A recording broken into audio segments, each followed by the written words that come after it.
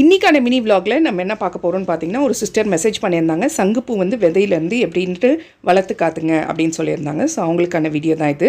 நம்மளோட தோட்டத்தில் இருக்கிற சங்குப்பூ விதைகளை பறிச்சுட்டு இதை இப்படி ஓப்பன் பண்ணி பார்த்தீங்கன்னா அது உள்ள கருப்பான விதைகள் இருக்கும். அந்த விதைகளை நம்ம நார்மலான பாட்டிங் மிக்ஸ், அதாவது மண்கலவைன்னு பார்த்தீங்கன்னா ஒன்றுமே இல்லை, சாதாரண கார்டன் சாயிலும் கொஞ்சமாக வர்மி கம்போஸ்ட்டும் மிக்ஸ் பண்ணிவிட்டு நீங்கள் இந்த பாட்டிங் பண்ணலாம். விதைகளை வந்துட்டு அங்கங்கே தூவி விட்டுட்டு மேலே மண் போட்டு மூடி விட்டுருங்க. லைட்டாக தண்ணி ஃபஸ்ட்டு டே வந்து லைட்டாக தண்ணி தெளித்து விடுங்க. 5ஆவது நாள் வந்து முளைக்க ஆரம்பிச்சிரும்.